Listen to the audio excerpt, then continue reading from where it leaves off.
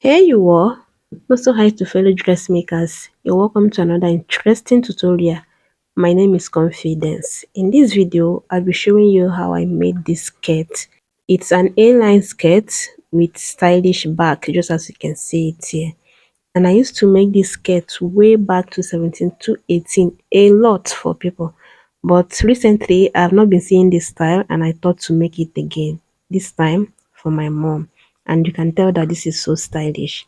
So if you like to learn how to go about the cutting and the stitching of this skirt, kindly watch this video to the very end and let's get right into it.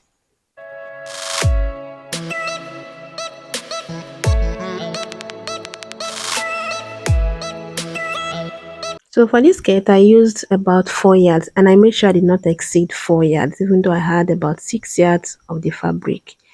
And here you can see that I folded my fabric, and to fold your fabric, you're going to use your hip measurement divide by 4 plus extra 6 inches. And then I added extra 2 inches, and that would be for the side allowance. Then I'll be using the whole length, which is about 46 inches, as I can see it here, as the length of the skirt. Okay, so I'm going to start from one end and go down to 10 inches, which I'll be using as the hip line.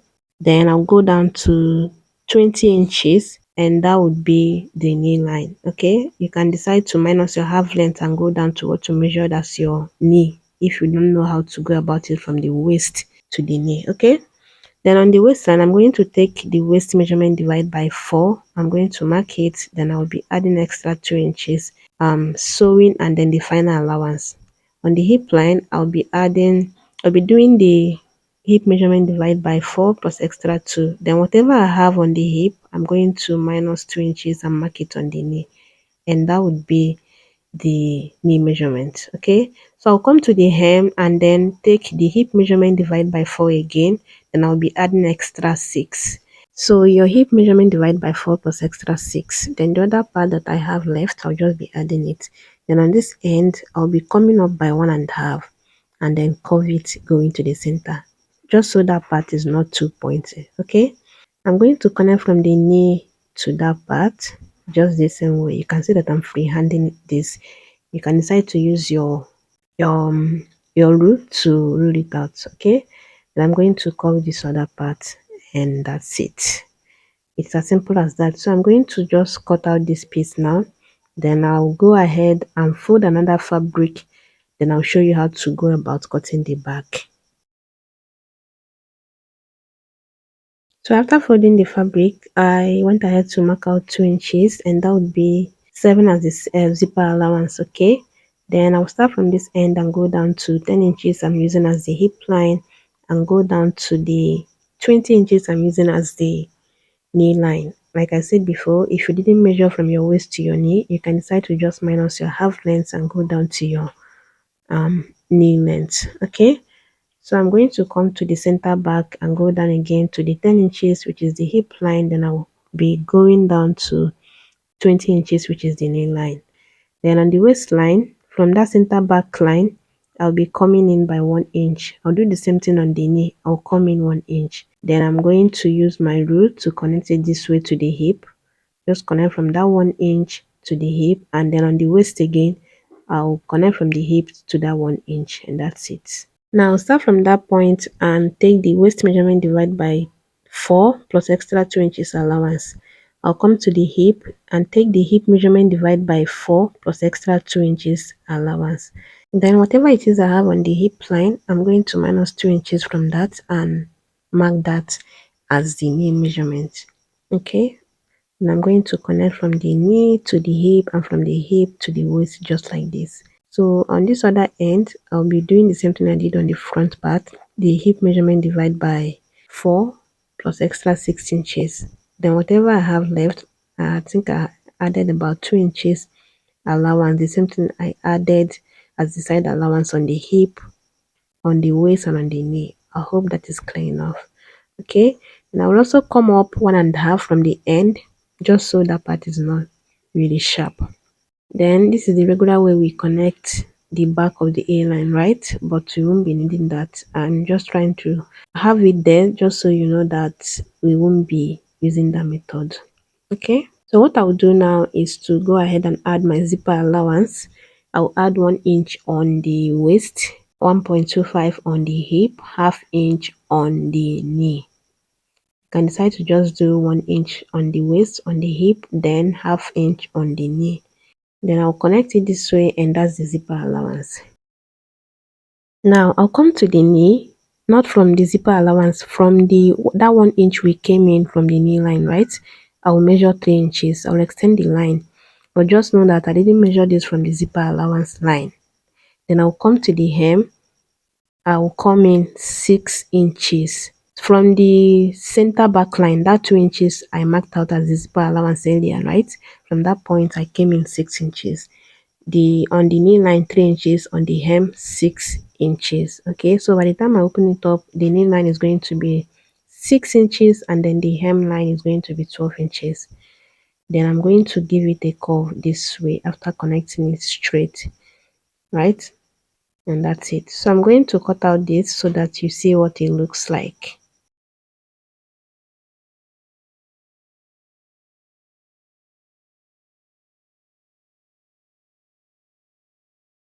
So this is what it looks like after cutting it out.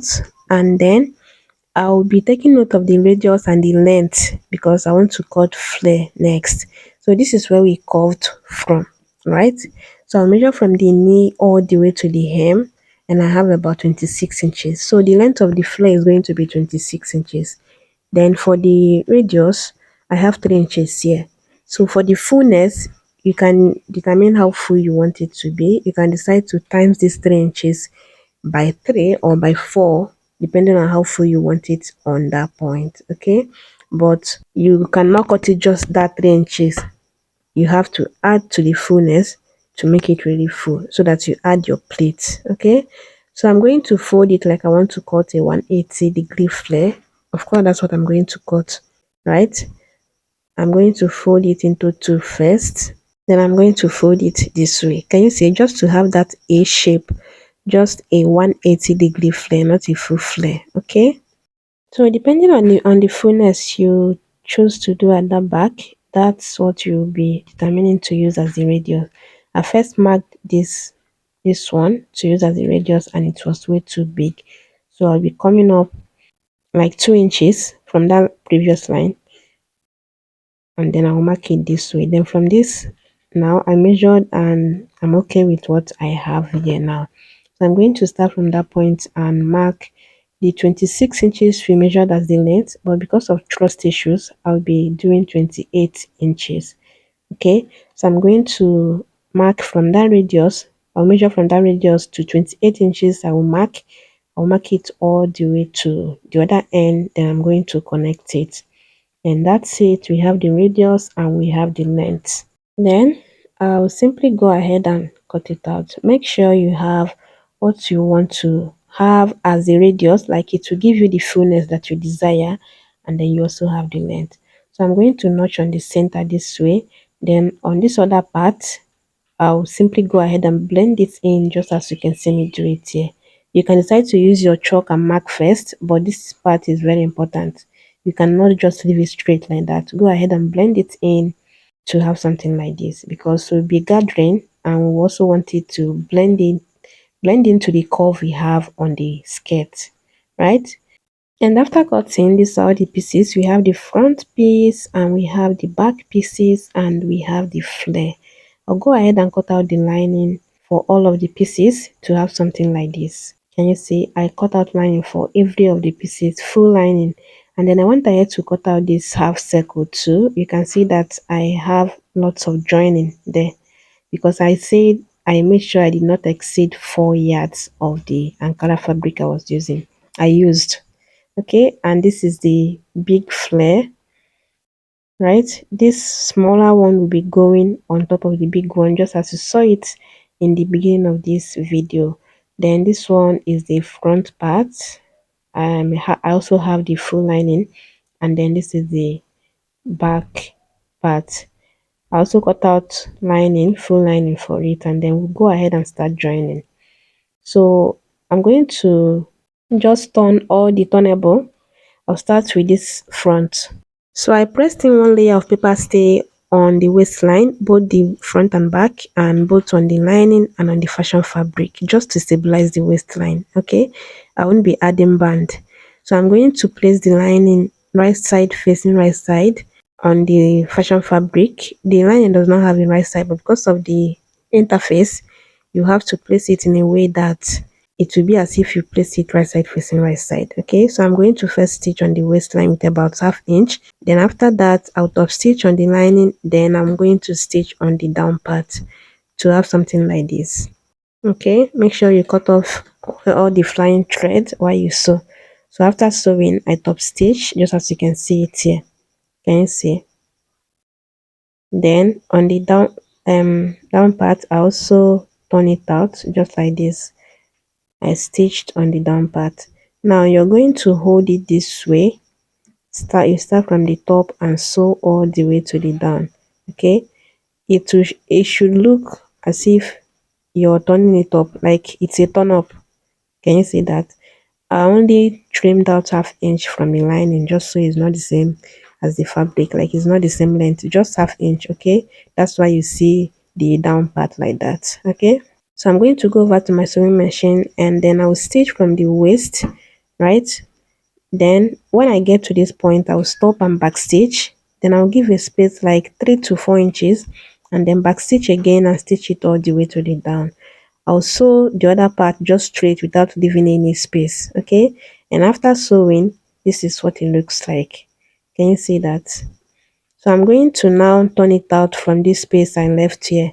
I said I would leave 3 or 4 inches. That is just for you to be able to turn it out easily. Okay, so I'm going to turn it out from that point, and after that I'll go ahead and iron this very neatly.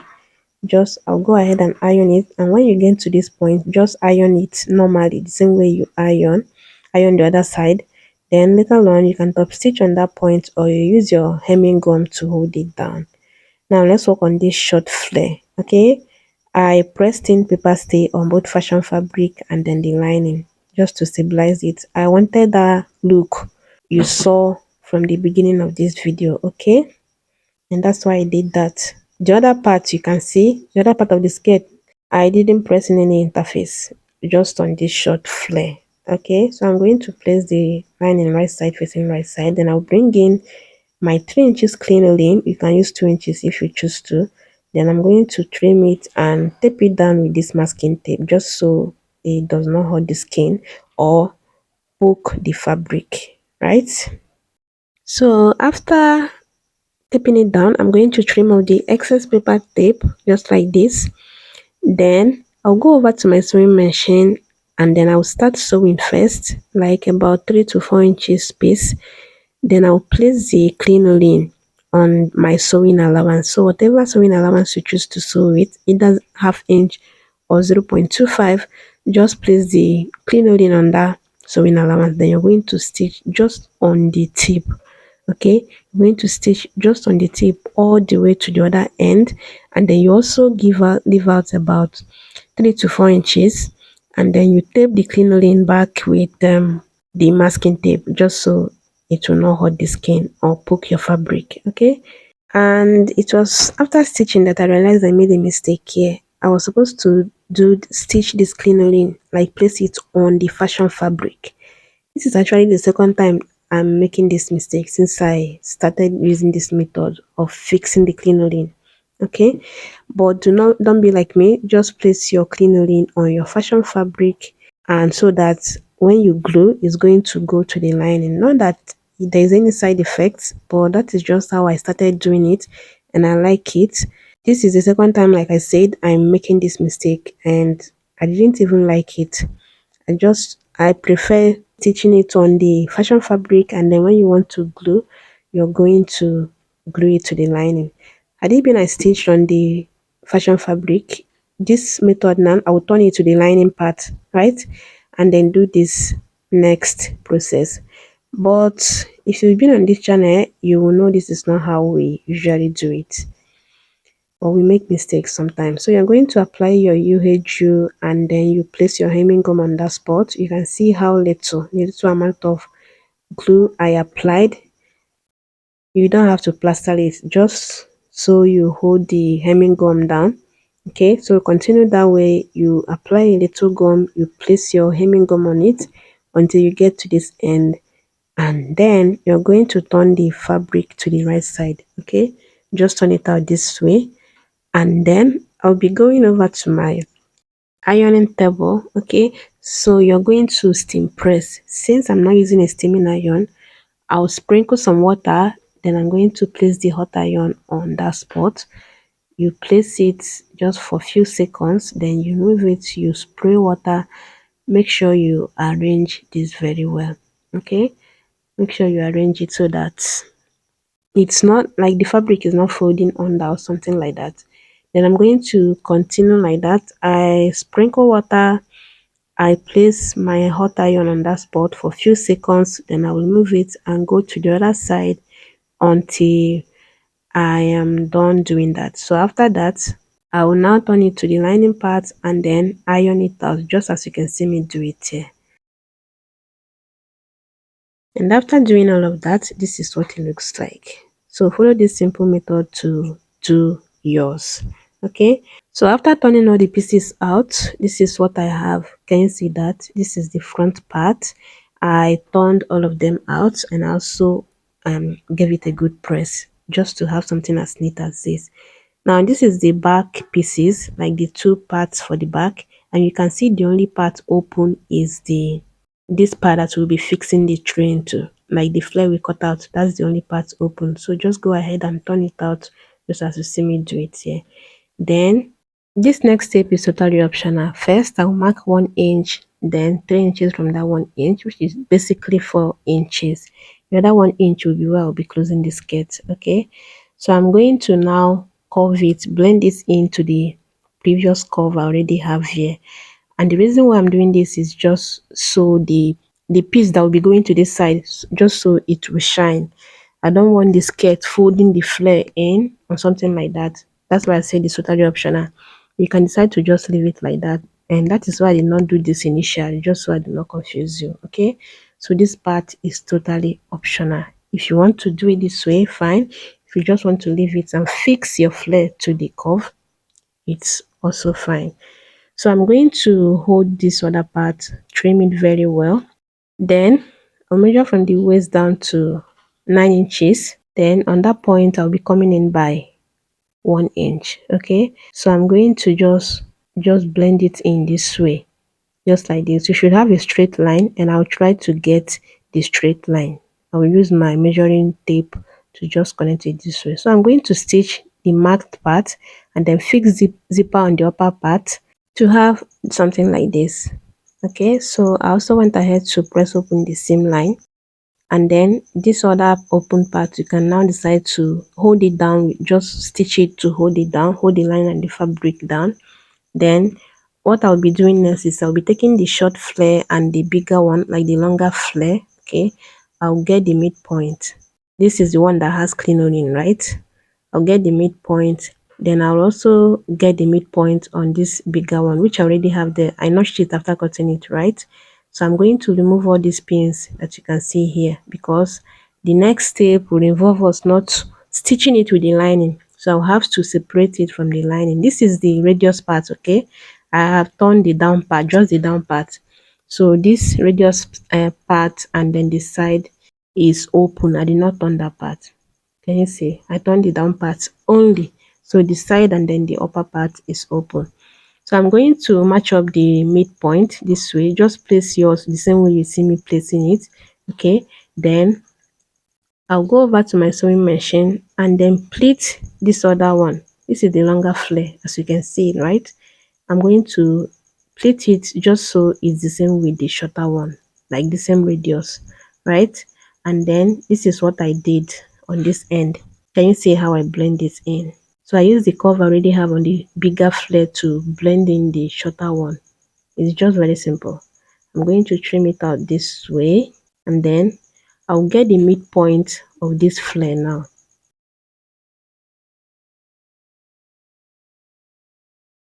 And after notching the midpoint, I'm going to bring in this other part of the skirt, like the back skirt.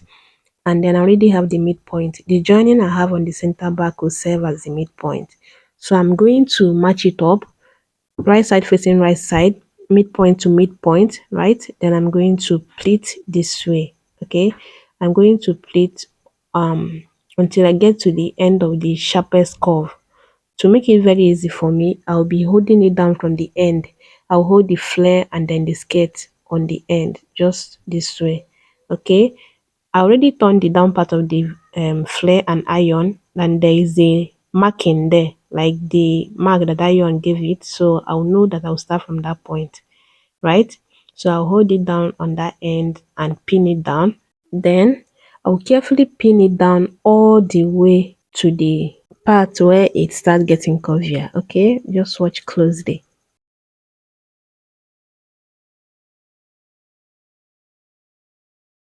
And this is the reason why I say you should stitch down the fabric and the line just so it will not disturb you.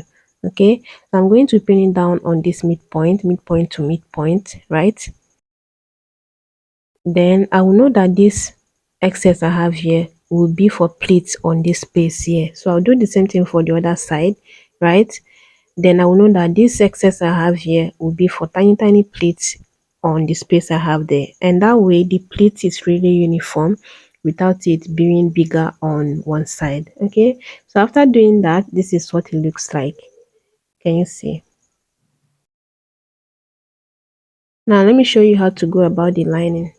So I'm going to hold it this way. You're just going to simply just hold it the same way you joined the flare to the skirt, right? Then you're going to flip the lining over this way. Can you see that? Just turn it over this way, and then you're going to pin it down. The joining the lining is really easier because you already have the pleats on the fashion fabric. So when you pin the lining, when you get to that part where the pleat starts on the fashion fabric, you also start pleating the lining too. Okay, then while stitching, you give a space just as you can see me do it here.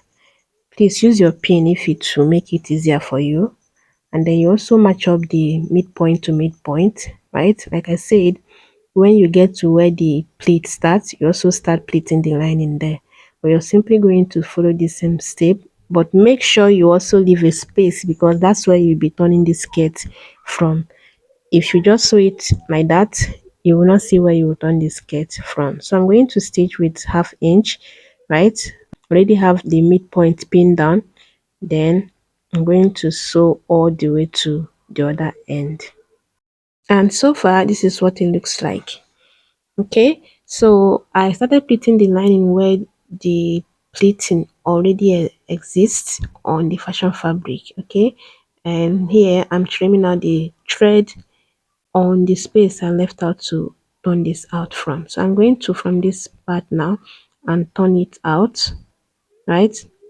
Can you see? Can you see the effect? So I'm going to continue turning it out until I turn all of them out, okay? And this is what it looks like afterwards. Now you can decide to go ahead and give it a good press. That's what you should do, not decide. So go ahead and give it a good press to make it even neater. You can see the effects of all the stress we put ourselves through. So right now I'm going to take the front part and do the final measurement. I'll measure the waist, divide by 2. Then I'll measure what I have left and divide it into 2. And this is a whole lot of allowance. But what can I do? I'll go to the hip line and do the hip measurement, divide by 2. I'll mark it and then measure what I have left from that point. Whatever I have left, I'm going to divide it into 2 and share it on both sides, just as you can see me do it here. I'll use the same method to do the knee measurement, right? Then I'm going to connect all of them and then I'll place this one on the back part, right, which is already ready. Then I'll go ahead and stitch on the marked line. Then after that, I'll go ahead and give you the final ironing, like iron it thoroughly, and the skirt is ready. And that's it all for this stylish skirt. And this will be the end of our tutorial today. Do let me know your thoughts in the comment section. Let me know if you have tried this style and if you'll be trying it. And I'll see you on my next one. Be good. Bye.